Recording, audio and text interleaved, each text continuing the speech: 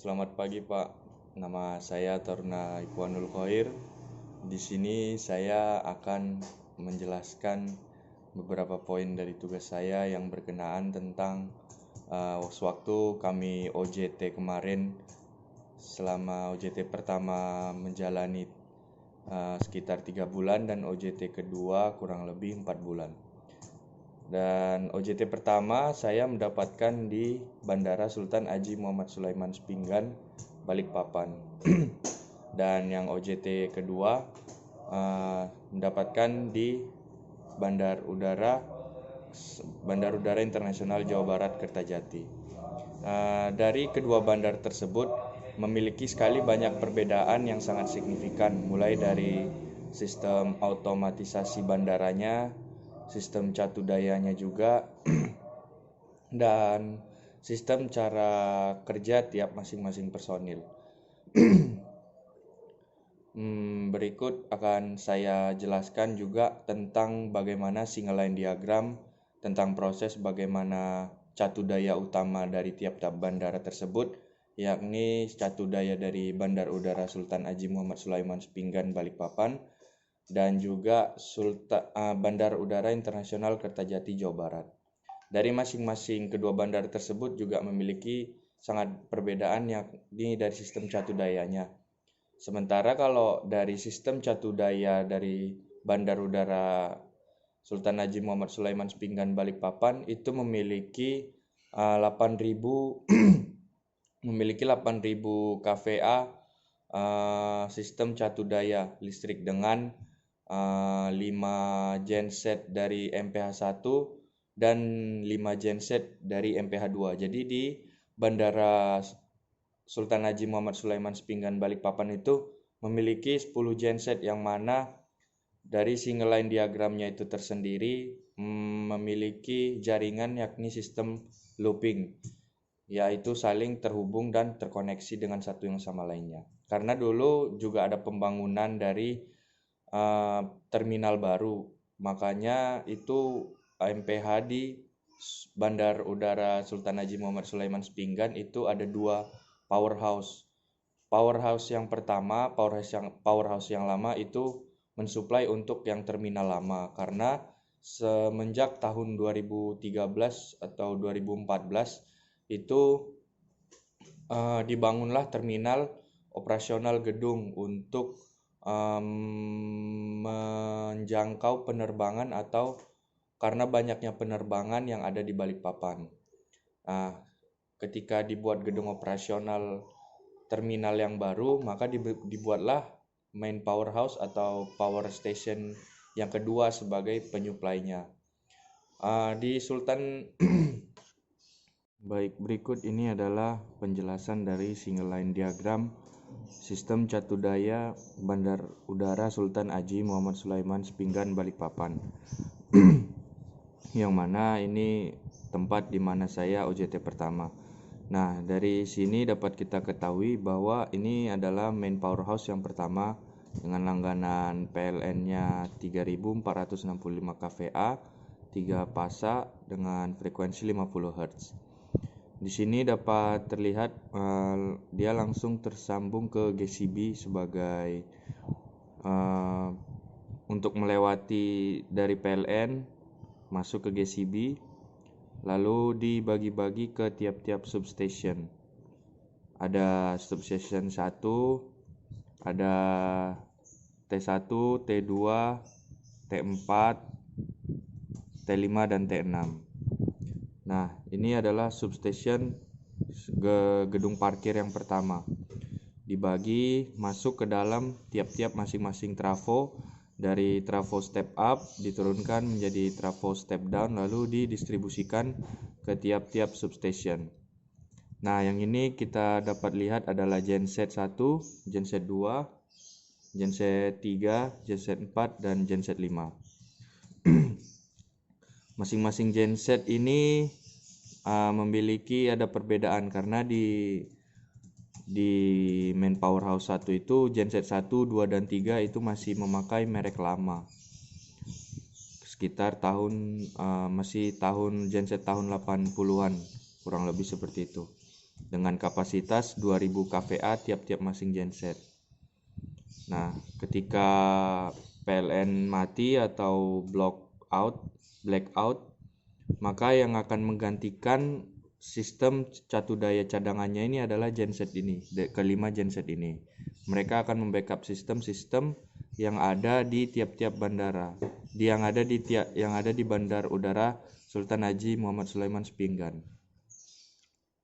Nah, lalu didistribusikan melalui tiap-tiap substation 1, T1, SST2, SST4, SST5, dan SST6. Nah, dari tiap-tiap substation 1, 2, 4, 5, dan 6 ini didistribusikan juga ke dalam gedung terminal. Untuk T1 itu ke gedung terminal, untuk T2 itu untuk airfield lightning. T1 juga ada juga untuk, termasuk di dalamnya ada CCR untuk mensuplai runway, PAPI, pulse, dan juga taxiway. T2 juga untuk mensuplai taxiway Bravo, Charlie, Delta, dan Echo. Untuk T4 sendiri itu mensuplai taxiway Golf dan juga heli perimeter, lalu juga ada hangar pesawat udara. T5 dan T6 itu mensuplai hangar C dan D, sedangkan T6 untuk mensuplai tower airnav atau tower ATC. Nah, di sini juga dapat kita lihat adalah trafo step up yang akan diturunkan untuk masuk ke dalam tiap-tiap substation yang ada di sini. Jadi ketika dari power station MPH1 mentransmisikan energi listriknya, lalu dari tegangan menengah ke tegangan rendah. Jadi ketika masuk ke dalam trafo ini, maka tiap-tiap energi listrik akan diturunkan sesuai dengan masing-masing dari energinya atau tiap-tiap trafo yang ada di sini. Baik, jadi itu adalah penjelasan tentang single line diagram tentang catu daya yang ada di Bandar Udara Sultan Haji Muhammad Sulaiman Sepinggan, Balikpapan, tempat saya OJT pertama kemarin pada bulan Juli sampai dengan September. Nah, untuk pemutus tegangannya atau sistem proteksinya pada Bandar Udara Sultan Haji Muhammad Sulaiman Sepinggan itu berupa ACB atau Air Circuit Breaker, yang mana itu adalah pemutus tegangan rendah. Jadi apabila terjadinya arus pendek atau short circuit yang disebabkan terjadinya mungkin karena adanya arus yang berlebih atau gangguan jaringan, maka itu diputus melalui ACB atau yang kita sebut Air Circuit Breaker. Air Circuit Breaker ini memutuskan, yaitu untuk memutuskan hubungan listrik apabila terjadi gangguan dengan menggunakan sistem atmosfer yang ada di dalamnya. Jadi ketika di ruangan panel tegangan menengah itu ACB dia harus wajib dingin karena nggak boleh panas ataupun hangat, karena itu memutuskan jaringan atau memutuskan tegangannya. Pemutus tegangannya itu membutuhkan atmosfer yang dingin untuk meredam busur api, sehingga ketika terjadinya gangguan listrik disebabkan hubungan arus ataupun hubungan tegangan yang jatuh, maka ACB langsung menyulutkan api dengan atmosfer yang ada di dalam ruangan. Jadi ketika adanya api itu kemungkinan besar sangat kecil karena adanya sistem pendingin di dalam ACB itu tersendiri. Berikut adalah tadi yang telah saya jelaskan sistem catu daya Bandar Udara Sultan Haji Muhammad Sulaiman Sepinggan yang telah saya jelaskan. Untuk sistem otomatisasi bandaranya sendiri itu telah dikontrol dengan SCADA, BAS, AKOS, dan yang lainnya. Itu juga sistem di sana juga masih terbilang sangat baik dan masih juga terbilang sangat terbaru untuk otomatisasi bandara. Dan namun untuk kekurangannya sendiri menurut saya itu masih adanya alat-alat lama yang masih terpakai. Namun juga alat-alat lama itu tidak mengurangi jam operasional, tidak mengganggu jam operasional kegiatan penerbangan lainnya, kegiatan gedung terminal. Namun kadang juga pada alat lama juga seperti panel tegangan menengah itu kadang dia masih suka terjadinya mati sendiri atau blackout atau ada sedikit gangguan kendala pada jaringan sistemnya. Tapi itu juga tidak mengganggu kegiatan operasional pada gedung terminal, pada penerbangan jam-jam tertentu. Nah, mungkin itu saja menurut saya pada OJT pertama saya kali ini. Selanjutnya saya akan sedikit menjelaskan tentang OJT kedua yang mana yang sudah saya tepati, yaitu di Bandar Udara Internasional Jawa Barat Kertajati. Bandar Udara Internasional Jawa Barat Kertajati ini atau biasa dibilang Bandara Kertajati ini masih terbilang sangat baru karena alat-alat baru, gedung bangunan pun masih baru, semua sistem catu dayanya juga pasti sangat baik, terutama pada sistem kelistrikan di sana. Karena Bandar Udara Internasional Kertajati ini pun baru beroperasi sekitar beberapa tahun yang lalu. Mulai dari sistem kelistrikannya, mulai dari sistem otomatisasi bandaranya itu masih terbilang baru. Dan juga alat-alat di sana itu semua masih sangat bagus. Mungkin saya akan jelaskan tentang bagaimana sistem single line diagram Bandar Udara Internasional Kertajati, Jawa Barat. Baik, di sini akan saya jelaskan single line diagram dari Bandar Udara Internasional Kertajati, Jawa Barat. Mulai dari PLN masuk sampai ke pembagian tiap-tiap ke dalam substationnya masing-masing. Nah, substation di sini itu memiliki 11 substation. Ada substation 1, substation 2, substation 3, substation 4, substation 5, substation 6, substation 7, substation 8A, substation 8B, substation 9, dan substation SSR. Nah, jadi ini single line diagramnya sangat mudah sekali dipahami karena ini semua terhubung dan terkoneksi. Nah, di sini juga ada 6 genset sebagai pembackupnya, 1 genset 1, genset 2, genset 3, genset 4, genset 5, dan genset 6.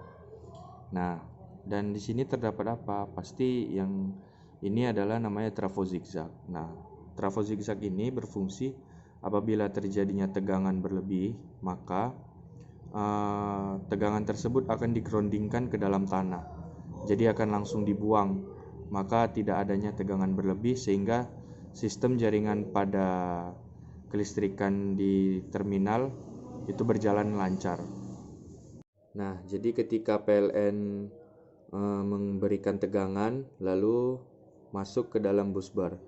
Nah, tiap-tiap busbar ini akan membagikan ke tiap-tiap substation yang ada di sini. Substation 1 itu sebagai penyuplai runway 14, lalu juga pensuplai gedung PK pemadam kebakaran.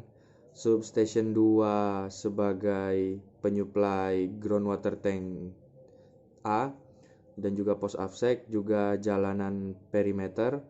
Substation 3 itu menyuplai D4, penyuplai runway dan juga taxiway. Substation 4 itu sebagai menyuplai lampu approach, instrumen landing system, lalu juga menyuplai taxiway. Substation 5 itu menyuplai gedung terminal kargo dan juga groundwater tank E. Nah, untuk substation 6 itu mensuplai lampu jalan, juga gedung operasional dinas perhubungan. Substation 7 itu mensuplai gedung groundwater tank GWTT, groundwater tank terminal.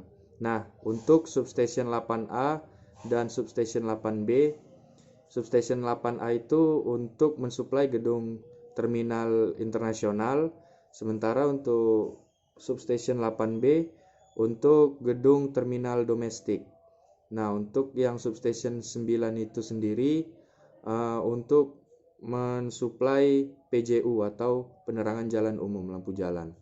Nah, di sini terdapat SSR. SSR ini sebagai jalur cepatnya apabila terjadinya blackout atau pemutusan tegangan pada PLN. Jadi, di sini dibagikan langsung jalur ini langsung bisa mensuplai untuk SS9, SS8A dan juga SS8B.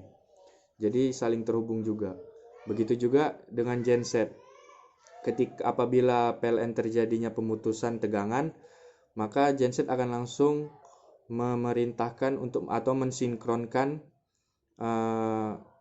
pengambil alihan jaringan sistem tegangannya, lalu dihubungkan ke tiap-tiap busbar yang ada di sini. Pada sistem kelistrikan di Bandara Udara Internasional Kertajati itu masih terbilang sangat bagus dan masih baik untuk jaringan sistem tegangannya, untuk transmisi juga dan distribusinya. Nah, terkadang ada beberapa kendala yang membuat jam operasional penerbangan pun menjadi terhambat dikarenakan ada beberapa alat yang mengalami kerusakan ataupun yang mengalami alat tersebut error atau disebabkan karena faktor umurnya, faktor juga kondisi yang dipakai, karena juga di Bandara Udara Internasional Kertajati pun sewaktu saya OJT itu penerbangan tidak ada sama sekali. Jadi alat yang ada di gedung terminal, yang ada di tiap-tiap pemasangan substation itu kadang jarang dipakai, sehingga karena jarang dipakai terjadilah ada beberapa kerusakan ataupun kendala yang terjadi. Mungkin itu saja menurut saya kekurangannya. Namun dari situ pun juga tidak mengurangi jam operasional kegiatan yang ada di gedung terminal ataupun kegiatan operasional yang lain yang ada pada di kantor Bandara Udara Internasional Kertajati. Dari kedua bandara tersebut, yang pertama saya OJT di Kalimantan di Balikpapan, Bandar Udara Internasional Sepinggan, dan yang kedua di Bandar Udara Internasional Jawa Barat Kertajati. Dari kedua bandara itu memiliki juga kelebihan dan kekurangannya masing-masing. Namun itu juga tidak menjadi gangguan pada jam operasional penerbangannya, karena bisa saja ketika adanya troubleshoot ataupun permasalahan itu tidak mengganggu jam kegiatan operasional yang lain. Berikut hasil video saya pada hari ini. Mungkin masih banyak kesalahan kata yang saya ucapkan karena juga video ini masih butuh banyak proses pembelajaran. Terima kasih, mudah-mudahan mengedukasi teman-teman semua yang menonton video ini. Mohon support dan bantuannya supaya lebih baik ke depannya. Terima kasih. Wabillahi taufiq wal hidayah. Wassalamualaikum warahmatullahi wabarakatuh.